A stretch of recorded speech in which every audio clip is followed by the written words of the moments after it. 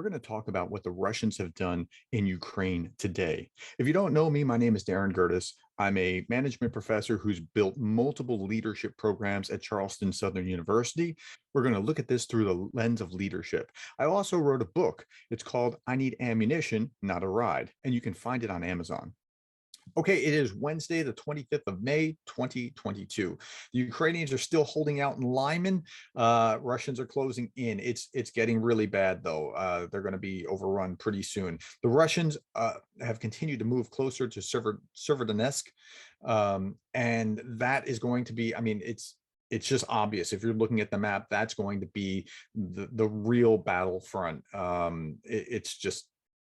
It's clear they want to take the Russians want to take all of Luhansk, and Severodonetsk is essentially the last big piece of the puzzle with its sister city. In addition, TASS is the Russian news agency. You can just look up TASS.com and you can see all the things. And I encourage you to do this, by the way. Go and look up TASS.com or RT.com and see what the Russians are actually saying about what's going on in the war. Look at Western media and then look at that and then compare the difference, and you'll see a significant difference. TASS reported that roughly 8,000 Ukrainian prisoners of war were being held by Russia, with more added daily. They're probably right about that. But they also say some pretty strange things. Russia still controlled more than 20% of Ukrainian territory at this point. And so if you put this in perspective, 20%, so Ukraine is about the size of the state of Texas. And if you add up Massachusetts, New Hampshire, Vermont, New Jersey, Delaware, and Rhode Island, if you add up those states, that's about the geography within Texas that Russia controls. So it's a pretty significant slice. 20% of the country is pretty significant.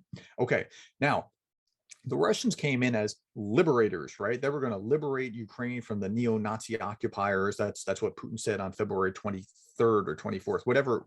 It was early in the morning or something. Whatever the time is that he, gave his speech about why he was invading. And so there were people that were pro-Russian or leaned toward Russia or didn't like the government of Ukraine, whatever. And they were mostly in the East. Okay, so there was a new poll, the Kiev International Institute of Sociology. They found that 82% of Ukrainians were against securing peace through territorial concessions. So the Russians thought that they were going to come in and just roll over and be hailed as liberators and just take these large swaths of the country. 82% of Ukrainians are against this. The areas most sympathetic to Russia were these occupied territories. Even there, it's 77% are against it. So I think there's ongoing generational hatred that the Ukrainians are not going to be looking to Russia for the next 3 generations. That's my read. Okay, a mayoral advisor of Mariupol claimed that Russian authorities in Mariupol began issuing Russian passports to local citizens. And so this was de facto annexation because they're just making them Russian. And then, they're going to, that's another way to establish or show that they have some actual credibility as, well, we're taking care of our Russian people. So it's just an attempt to legitimize Russian control of this contested territory. And then world leaders have been reacting to Henry Kissinger's speech. The Estonian Prime Minister, Kaja Kallas, Kallas, said that it would be much more dangerous giving in to Putin than provoking him. During a speech in Stockholm, Kallas said all these seemingly small concessions to the aggressor lead to big wars. And Kallas is right. All these seemingly small concessions lead to big wars. We have done this mistake already 3 times, Kallas concluded, in Georgia, Crimea, and Donbas. Now, think about the history. In Georgia, the Russians rolled into Georgia, took big parts of the territory, essentially made them a puppet government, and the rest of the world kind of yawned. This was 2008. And then in Crimea, they seized Crimea in 2014 and nothing happened. And Donbas, shortly thereafter, after they seized Crimea, they rolled into Donbas and occupied large sections and nothing happened. And so if they get away with it again, they're going to do it again.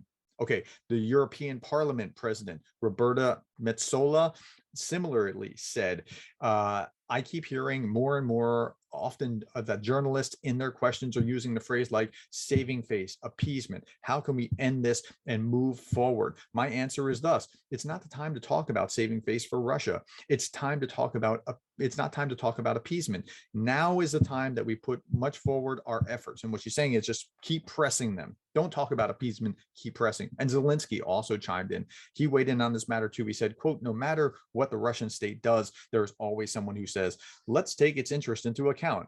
This year in Davos, it was heard again. It's got to be terribly frustrating to him. He also talked about Kissinger, and he said, look, Mr. Kissinger emerges from the deep past and says that a piece of Ukraine should be given to Russia so that there's no alienation of Russia from Europe. It seems that Mr. Kissinger's calendar is not 2022, but 1938. And he thought that he was talking to an audience not in Davos, but in Munich at the time. By the way, in the real year 1938, when Mr. Kissinger's family was fleeing Nazi Germany, he was 15 years old and he understood everything perfectly. What a great line. So yeah, Zelensky is not happy with that speech.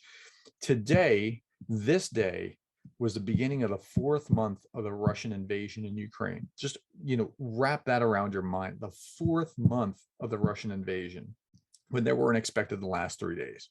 Okay, that's all that I have for today. If you enjoyed this, please subscribe so that you can see what's going on in future days, or you can go back into our past catalog and see what's happened on previous days. Okay, one more thing. If you were moved by this video and you wish to give to humanitarian aid for Ukraine, there's a link below to Samaritan's Purse. It's a reputable organization that will make sure that the aid gets where it's supposed to go. Thanks for your time.